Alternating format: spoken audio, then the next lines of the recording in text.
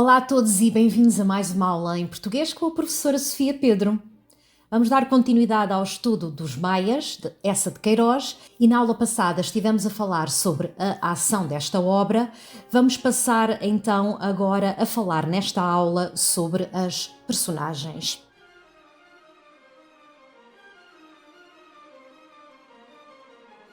Obviamente que já tínhamos dito que, no que diz respeito aos Maias, esta obra é considerada um romance. E de acordo com as características dessa tipologia textual, tudo o que diz respeito ao romance está ligado à sua extensão maior.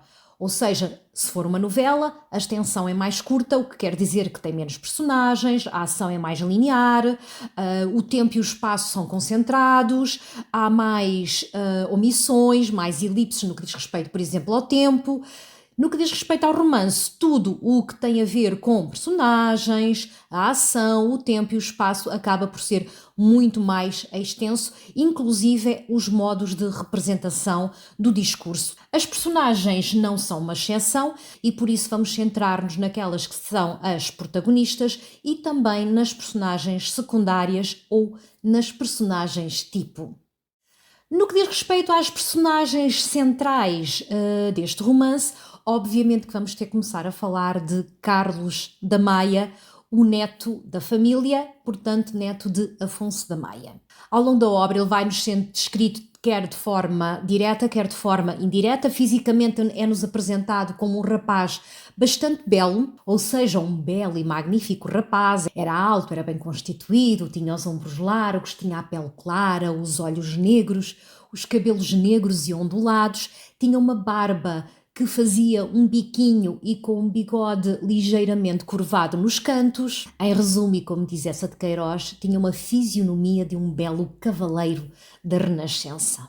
Psicologicamente, vamos encontrar alguém bastante culto, bem educado, refinado, de bom gosto, com uma educação tipicamente britânica, muito corajoso, bastante frontal, amigo do seu amigo, portanto bastante leal também. Acabamos por destacar na sua personalidade um certo gosto cosmopolita, pelo diletantismo, pelo luxo, pela sensualidade, ou seja, ele adaptava-se muito bem àquilo que era comum na época entre a classe burguesa e, portanto, ele acabava por não se distanciar muito daquilo que os seus amigos acabavam por fazer também. E tal como os seus amigos, estou a falar até do João da Ega, ele mostrava uma característica muito típica que era ter um projeto, mas acabar por não o concretizar. Portanto, cansar-se rapidamente das coisas e não as levar até ao fim, sendo que essa vai ser uma das características mais evidentes nas várias personagens que nos vão surgir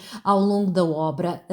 Têm objetivos, têm metas, mas depois cansam-se facilmente delas e não as concretizam, chegando ao final da obra para serem considerados a eles mesmos os vencidos da vida, os fracassados, os falhados. Portanto, acabou por deixar-se influenciar por essa sociedade onde ele se inseria, uma sociedade parasita, ociosa, inútil, e que acaba por trazer essas mesmas características à personalidade da personagem. Tem também traços hereditários dos seus pais, quer da mãe, quer do pai, que acabaram também por falhar na vida. Neste caso, a fraqueza e a cobardia do pai e também essa futilidade e o espírito boémio que encontramos na figura de Maria Monforte. Quanto a Maria Eduarda, ela aparece-nos no início da obra de uma forma muito etérea. É uma bela mulher, tem um passo de deusa, é loira, a pele muito clara, de mármore. Neste aspecto é muito parecida à mãe também, que também era loira, também tinha essa carnação ebúrnea, com um passo soberano de deusa. Quando ela passa, faz lembrar algo superior à terra e ela destaca-se no meio de uma multidão miudinha de mulheres morenas. Comparativamente à mãe, ela vai ser um bocadinho diferente na forma de vestir. A mãe era um bocadinho mais exuberante, a Maria Eduarda é muito mais simples, muito mais elegante. Normalmente encontramos-la vestida de negro, o que vai contrastar com a pele branca que ela tem e vai fazer um contraste bastante bonito, portanto, que chama a atenção, mas de uma forma muito positiva. Essa de Queiroz dizia que ela era uma mulher, e vou passar a citar, divinamente bela, quase sempre de escuro, com um curto decote onde resplandecia o incomparável esplendor do seu colo. Psicologicamente, vamos encontrar aqui uma curiosidade relativamente a esta personagem. É que, relativamente a todas as outras mulheres do universo feminino dos maias, ela quase nunca é criticada. Neste caso, vamos encontrar alguém que vai assumir um papel de vítima, uma vítima passiva e que não tem culpa de nada daquilo que está a acontecer, porque ela acaba por ser vítima do destino trágico da sua própria vida. A sua caracterização física é feita de forma direta, a sua caracterização psicológica vai ser feita um bocadinho de forma indireta, não só através do seu próprio contraste com as outras personagens femininas, mas também através do ponto de vista de Carlos da Maia, que vai ser ele que nos vai trazer informações sobre esta personagem. No final da história, e curiosamente, uma vez descoberto todo este segredo acerca da relação incestuosa e dela ser então irmã de Carlos, ela acaba por desaparecer muito subtilmente da cena e acaba por não fazer parte até da crítica de costumes. Já Afonso da Maia, o ancião que nos vai servir de guia e que vai ser um ponto de ligação entre as várias gerações desta obra, vai ser uma das poucas personagens que também não vai ser criticado. A crítica que lhe vai ser feita poderá ser de uma forma muito mais subtil, mas é uma personagem que nos é transmitida, que nos é construída pelo autor de uma forma bastante positiva. Portanto, fisicamente ele é descrito como alguém maciço, baixo, de ombros quadrados, a cara é larga, o nariz é aquilino, a pele é corada em contraste com o seu cabelo branco e a sua barba branca e comprida. Dá a sensação de ser alguém em quem podemos confiar, portanto, um ancião venerando um cavaleiro da velha guarda. Dizia Carlos quando falava do avô, e vou passar a citar, que lembrava um varão esforçado das idas heroicas, um Dom Duarte Menezes ou um Afonso de Albuquerque. Portanto, todas estas comparações com estas figuras históricas são comparações que fazem de Afonso um homem que é para ser visto de uma forma muito positiva. Psicologicamente vai ser uma das nossas personagens mais queridas no romance, portanto uma das mais simpáticas. O autor constrói esta figura de propósito, de maneira a que o leitor se possa ligar a ela como se fosse um amigo, como se fosse um adulto de que nós gostamos. Portanto, é a mais valorizada pelo autor e não há assim nenhum defeito que se lhe seja conhecido. É um homem de caráter culto, é um homem de caráter requintado, de bom gosto, com uma boa moral. Conhecemos-lo enquanto jovem como alguém que adere aos ideais liberais e que é bastante fiel às suas ideias, portanto, a esses mesmos ideais, e é por isso que ele entra em conflito com o seu pai, que era absolutista e a favor dos seus ideais acaba por ser exilado do país. Mais tarde vai dedicar então a sua vida ao seu neto Carlos, já na sua velhice, vai passar o tempo a falar com os amigos, passa o tempo também com o seu gato Reverendo Bonifácio e vai dando as suas opiniões sobre a necessidade de renovação do país. É generoso para com os seus amigos, é generoso para os necessitados, tem uma grande capacidade de saber distinguir o bem do mal, o que quer dizer que os seus princípios morais são bastante elevados, ama a natureza, portanto ele gosta muito de estar ao pé da natureza. Aliás, ele só sai de Santa Olávia e vai para Lisboa porque sabe que Carlos vai precisar de ir para Lisboa, portanto vai acompanhar o neto, porque pela sua vontade ele ficava em Santa Olávia, que era onde ele gostava de estar. Ele não gostava de estar em Lisboa porque percebia que Lisboa era uma sociedade decadente, uma sociedade ociosa e que não seguia aqueles princípios altos e firmes que eram os seus próprios princípios também. E é por isso que ele acaba por morrer de uma apoplexia quando descobre os amores incestuosos dos seus netos. Já Pedro da Maia, pai de Carlos e filho de Afonso, fisicamente também era descrito na obra como alguém bastante belo. Era pequenino, tinha a face oval, a pele era trigueira, portanto quase como uma figura de um cavaleiro árabe. Fisicamente era bastante corajoso, portanto valente, não tinha medo. No entanto, psicologicamente apresentava um temperamento bastante fraco, bastante instável, bastante nervoso, quase que algumas das características hereditárias da sua própria mãe, que também tinha esta tendência nervosa, portanto era bastante nervosa e ele acabou por herdar essas características de uma grande fraqueza, de uma grande instabilidade psicológica. Várias vezes é descrito como tendo crises de nervos que o traziam com umas grandes olheiras, que parecia já alguém muito mais velho do que ele era. E não só vai ser uma das vítimas também desse meio lisboeta, esse meio ocioso, esse meio superficial e fútil, mas também da educação portuguesa e tradicional retrógrada que a mãe lhe dá e que não o vai preparar para a vida. Aliás, nota-se que o único sentimento intenso que ele tem vai ser o amor que ele sente pela mãe. E apesar dessa robustez física de que eu já tinha falado, a nível moral, a nível sentimental e a nível emocional, ele vai ser uma pessoa muito fraca, o que vai ser comprovado pela solução que ele encontra como reação à fuga da esposa com um outro homem e que vai ser então o suicídio. Neste aspecto, vamos considerar que ele falhou não só no casamento, mas também como homem, e isto depois também vai se refletir em Carlos, que vai falhar, obviamente que não no casamento, mas vai ele próprio considerar-se um falhado na vida. Portanto, neste aspecto, digamos que o fim da personagem de Carlos e da personagem de Pedro da Maia vai ser semelhante.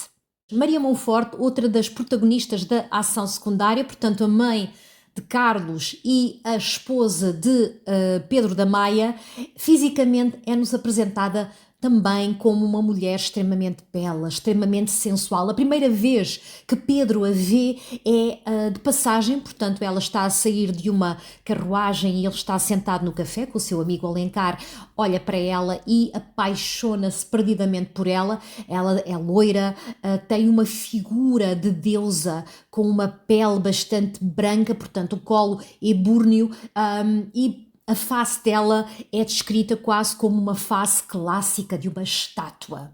Psicologicamente vamos encontrar aqui uma personagem com características tipicamente românticas, uma vez que ela acaba por ser uma vítima também desta literatura romântica, portanto ela ainda faz parte dessa fase romântica de Portugal. É uma mulher bastante superficial, tem um caráter muito excessivo, um caráter bastante excêntrico. Costumavam chamar-lhe a negreira porque o seu pai ganhou dinheiro, portanto enriqueceu a levar cargas de escravos para o Brasil, para Havana, para Nova Orleans, e vai se apaixonar perdidamente por Pedro, portanto o amor deles é recíproco e vai ser assim um romance que os vai arrebatar. Essa de Queiroz chama-lhe um romance à Romeu, que acaba por nos já dar algumas pistas do que, como é que vai terminar este romance. Apaixona-se então por Pedro, casa com ele à revelia de Afonso, porque Afonso não está nada de acordo com este casamento, mas eles casam obviamente na mesma, e deste casamento vão nascer então 2 filhos, primeiro a Maria Eduarda e depois Carlos Eduardo. No entanto, este casamento não vai ter um final feliz. Ela é uma mulher bastante leviana, é uma mulher que gosta de estar em festas, de estar rodeada de admiradores, digamos assim, uma coisa que Pedro não gosta muito, mas acaba por calar e engolir, e é aqui que ele vai começar então a remoer esses ciúmes silenciosos e que ele tem um bocado medo de dizer à esposa, com medo da sua reação. E numa dessas festas, num desses convívios que eles têm com outras pessoas, ela acaba por conhecer um príncipe italiano, portanto um napolitano, Tancredo, e acaba por fugir com ele, levando a filha e deixando Carlos com Pedro. Ela vai ser um bocado culpabilizada pelas desgraças da família Maia, uma vez que o que fez não foi por uma maldade ou porque tenha feito de propósito, mesmo porque queria provocar a desgraça da família, mas porque estava apaixonada por Tancredo e depois acaba por fugir com ele. Essa relação também não vai ter um final feliz porque o seu apaixonado Tancredo vai acabar por falecer morto num duelo. A partir da morte de Tancredo, ela acaba por levar uma vida dissipada, portanto, também um bocado para ver se conseguia sobreviver e morre na miséria. Antes de morrer, e uma vez que ela se encontrava em França, deixa um cofre a um conhecido seu, português, um diplomata, o Sr. Guimarães, e então esse cofre tem documentos, tem provas que vão então comprovar a origem de Maria Eduarda como a neta de Afonso e a filha de Pedro, para que ela pudesse, obviamente, também ter a sua parte na herança da família.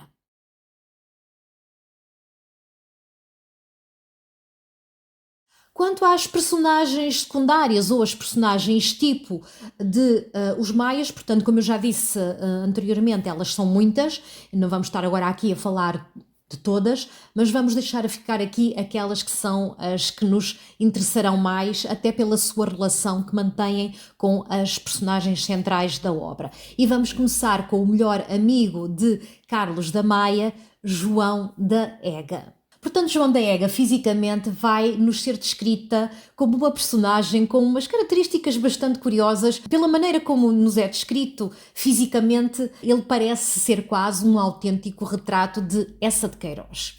Aliás, o próprio Eça acaba por dizer que ele foi construído um bocadinho à sua imagem e semelhança. Portanto, usava um vidro entalado no olho, portanto, tinha aquele monóculozinho que era muito comum às fotografias que nós costumamos ver de Eça de Queiroz, portanto com aquele vidrinho entalado no olho. O nariz era adunco, tal e qual também como costumamos ver nas fotografias de Eça de Queiroz.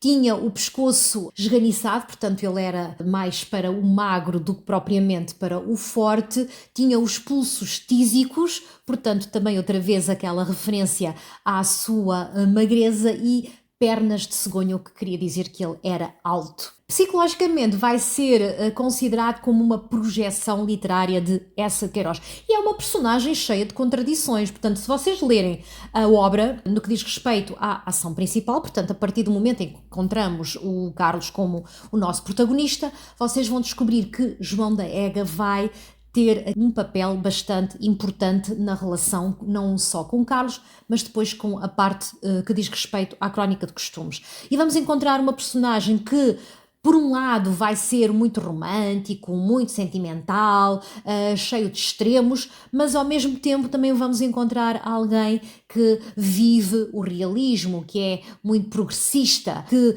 é muito sarcástico, que é muito crítico, que é uma das características típicas do realismo também, e é crítico relativamente à sociedade sua contemporânea, e neste caso ao Portugal continental, à sociedade lisboeta dos finais do século XIX. Era considerado o Mefistófeles de Celorico, portanto era a sua terra natal, de onde a sua família era também. Era o melhor amigo de Carlos, desde os tempos em que se conheceram em Coimbra, portanto desde a universidade onde João da Ega se vai formar em Direito. Não esqueçamos que Carlos se formou em Medicina, João da Ega vai se formar em Direito, mas muito lentamente e muito com calma.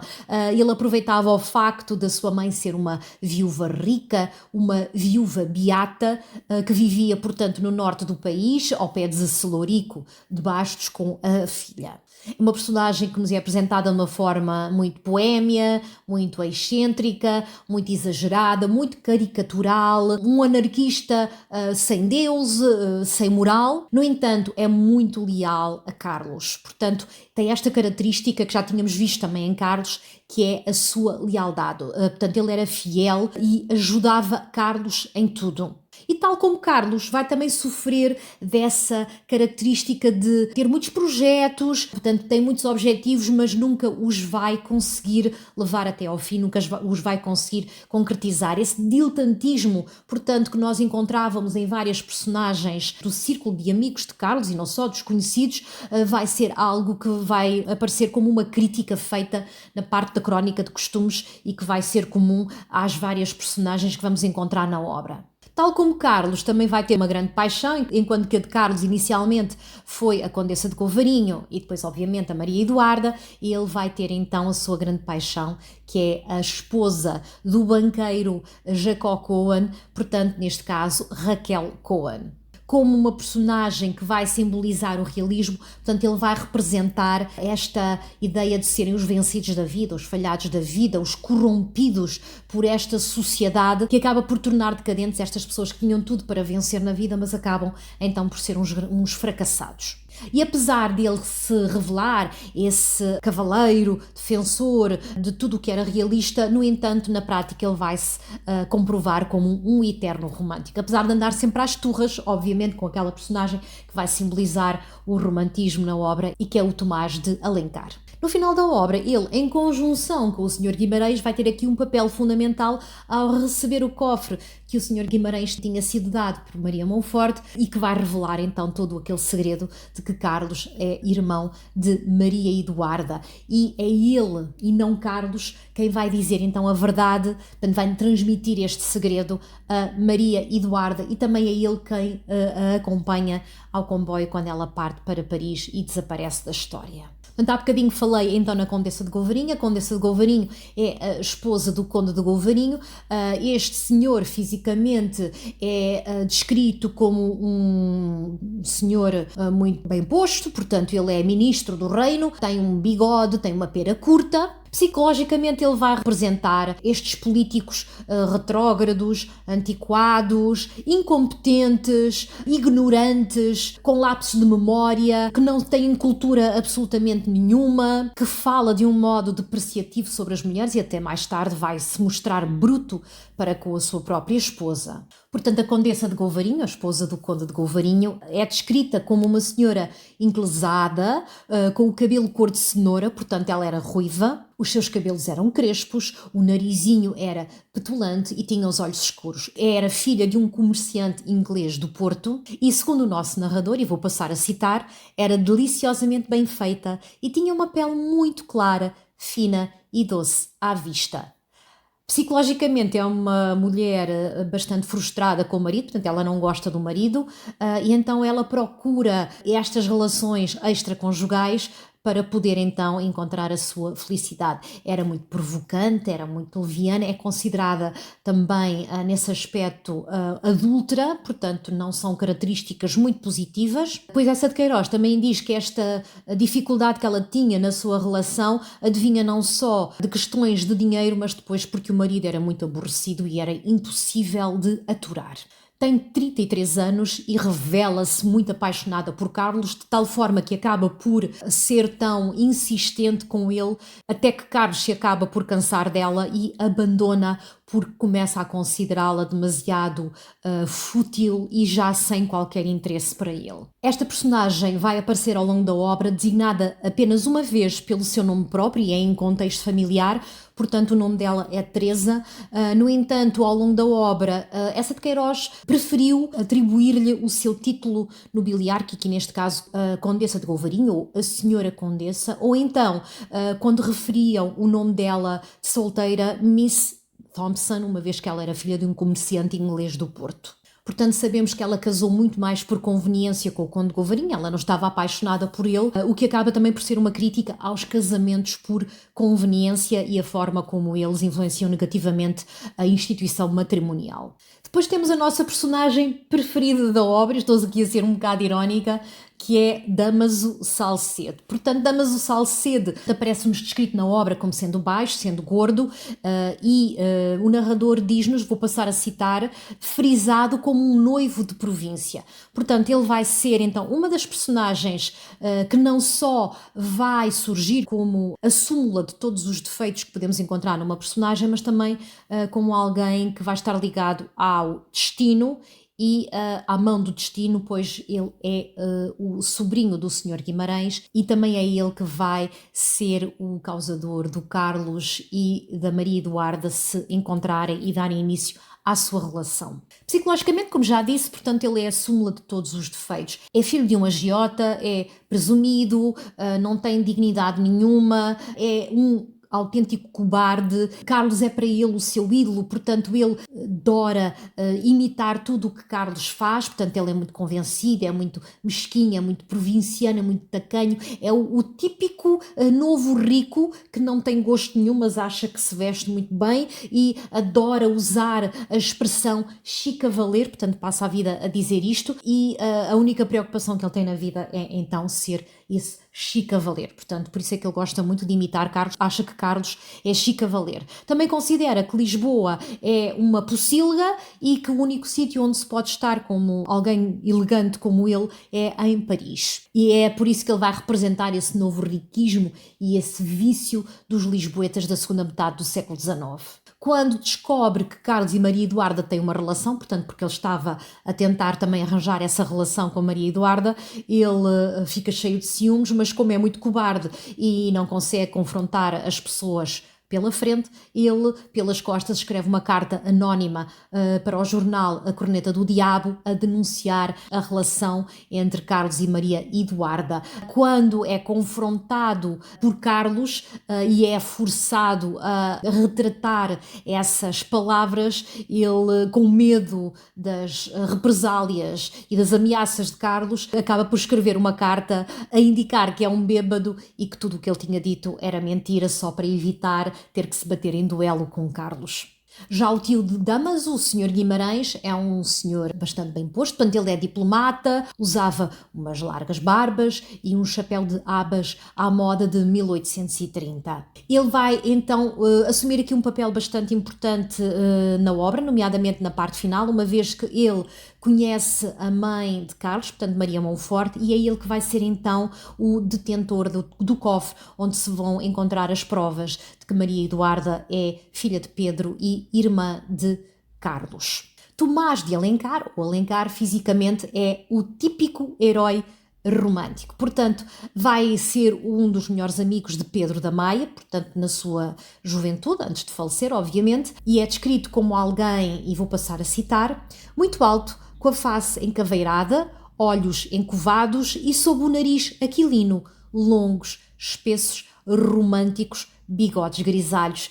Portanto, basicamente temos aqui uma descrição que nos indica já que esta personagem vai ser a personagem representante do romantismo. Psicologicamente ele vai simbolizar este romantismo, mas já um romantismo mais ultra-romântico, portanto já um romantismo demasiadamente sentimental, piegas, lamechas, ele considerava-se o paladino da moral, no entanto também vai acompanhar o filho do seu grande amigo, portanto vai acompanhar Carlos e quando o conhece vai ser muito próximo dele, portanto mostra-se uma personagem bastante leal, bastante fiel e também acaba por não ter assim grandes defeitos, porque é uma pessoa muito genuína e se calhar até pode ser considerada, pelo menos a meu ver, uma das personagens mais genuínas da obra e com a qual nós vamos ter ali uma relação bastante, digamos que bastante próxima. Vai ser uma personagem muito simpática, até porque é alguém muito generoso e com um grande coração.